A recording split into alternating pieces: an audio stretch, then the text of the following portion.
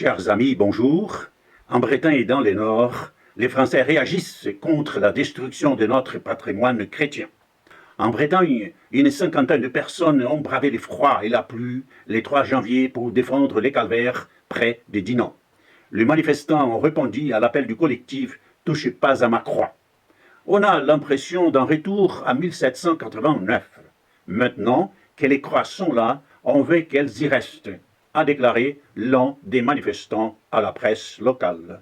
Ce joli calvaire breton est condamné à disparaître suite à l'action en justice d'un groupuscule laïcard dénommé La Libre Pensée. Le calvaire de Plorec-sur-Arguenon a été érigé à l'entrée du village en 1946. Durant 74 ans, personne ne s'est offusqué de sa présence. Et pour cause, les calvaires sont un élément constitutif du patrimoine breton. Mais certains veulent faire table rase de notre passé chrétien. C'est le cas des fanatiques de la laïcité qui détestent tout ce qui rappelle nos racines chrétiennes. L'association La Libre Pensée a saisi la justice pour violation de la loi de 1905. Malheureusement, le tribunal administratif a donné raison à ces individus qui ne représentent qu'eux-mêmes.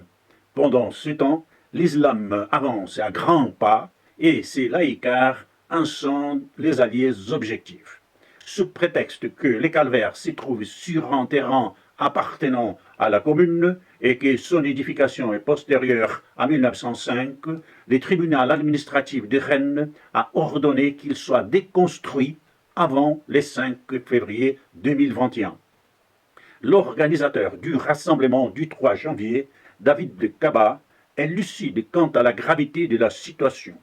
Je le cite, « J'ai bien peur que les mêmes affaires s'y multiplient. Alors, j'appelle à écrire aux députés, aux sénateurs, afin de leur demander d'édicter une nouvelle loi pour défendre les patrimoines, les croix, les calvaires. C'est notre histoire. Il faut protéger ce que l'on a fait. » Fin de citation.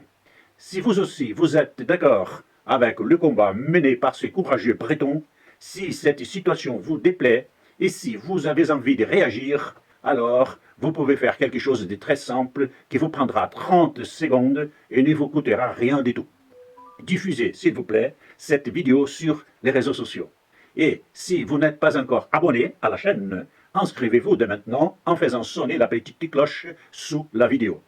Dans les Nords, la résistance des défenseurs de notre patrimoine s'organisait contre la destruction programmée de la chapelle Saint-Joseph de Lille. La chapelle de style néo-byzantin, bâtie en 1887, est située dans la cour du collège Saint-Paul. Sa destruction est réclamée depuis fin 2019 par le groupe INCREA qui réunit les 3 écoles d'ingénieurs dépendantes de l'Université catholique de Lille. Cette dernière envisagerait de construire un nouveau campus à la place de la chapelle. Les collectifs Urgence Patrimoine mènent la fronde contre ces projets. Une pétition a réuni plus de 12 000 signatures et plusieurs personnalités, comme l'historien de l'art français Didier Reckner, se sont mobilisés en faveur de la chapelle.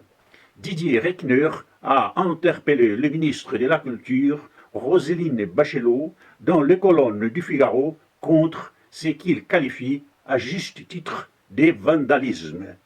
Le 10 janvier, une quinzaine de jeunes du collectif Défense et Patrimoine est montée sur une corniche de l'édifice avec fumigène et banderoles afin de faire du bruit. Bravo à eux de s'être manifestés en défense de notre héritage chrétien. Cette chaîne est votre chaîne. Je compte sur vous.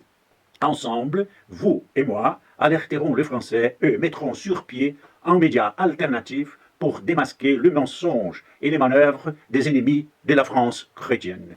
S'il vous plaît, partagez cette vidéo sur les réseaux sociaux. C'est important de faire connaître la résistance contre la destruction de notre patrimoine chrétien. Merci pour ce que vous ferez. À très bientôt.